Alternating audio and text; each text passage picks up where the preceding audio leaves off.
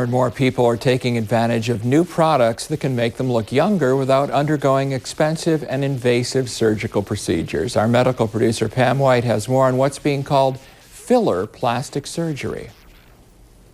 So you ready for this? A new trend taking place in plastic surgeons' offices, more people taking advantage of a variety of non-invasive treatment options. A small downtime, relatively affordable cost of all of these treatments. It is becoming, in a lot of segments of our society, a part of their lifestyle. Dr. Samimi is section chief for the Arizona Health Sciences Center, Department of Plastic Surgery. One of the most popular procedures today, he says, is using what's called soft tissue fillers. Fill in the folds more. For example, this one here, just go right underneath it. In 2004, the FDA approved a variety of products to treat wrinkles and add volume to the face. Aging results in a loss of volume, especially in the face where it is very noticeable.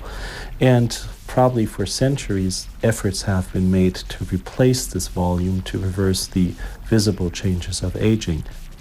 Marianne Moriarty doesn't want to have surgery to look younger, so she's trying something she hopes will improve her looks and will just take a few minutes. I think it's almost immediate, is from what I understand.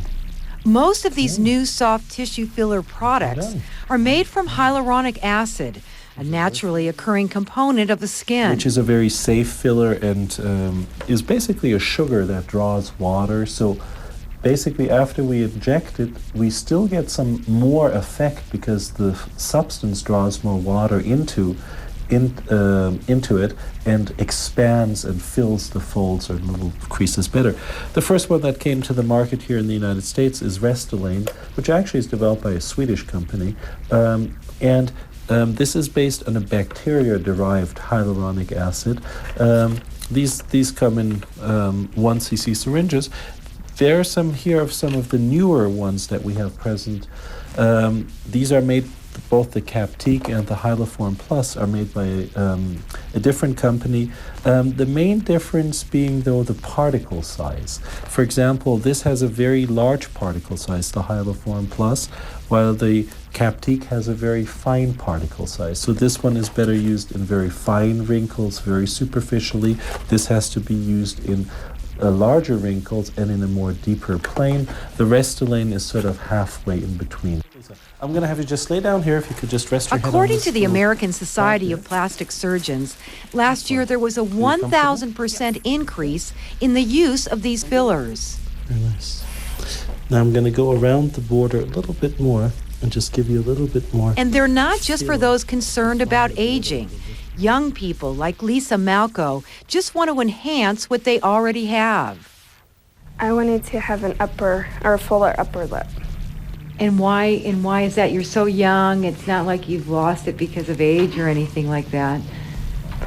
Oh, just because I felt like my bottom lip was fuller, so I wanted the upper lip to match.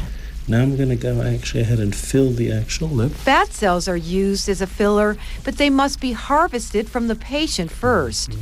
Collagen has been popular since the 70s, but it too has its drawbacks. Collagen, typically obtained from a bovine, from a cow source, is purified and then injected. It yields good results, but the problems really are twofold. One is that there is an incidence, a fairly significant incidence of reaction to this animal-derived product, and therefore skin tests are mandatory. The other problem with collagen is its rapid absorption. All of these new products basically do not require any skin testing, and the incidence of allergic reactions are very low. These are non-animal derived products, so the risk of transmission of disease is almost zero. Botox is also an injectable, but Dr. Samimi says it shouldn't be confused with soft tissue fillers. Botox is an agent that paralyzes muscle, and with reducing muscle activity, lessens the depth of facial lines. It is mostly used in the forehead to lessen the depth of the forehead wrinkles. It's used in the area, the glabella we call it, to lessen the lines in the glabella, and then also around the eye to lessen what we call the crow's feet. And very nicely, and then the corners of the mouth on both sides here. Hyaluronic acid fillers typically last from 3 to 6 months, and depending on how many injections are needed, the cost can add up. These fillers, each syringe is about $500. Dr. Samimi says these fillers will never replace plastic surgery. In fact, they complement each other. And just because this procedure is minimally invasive in some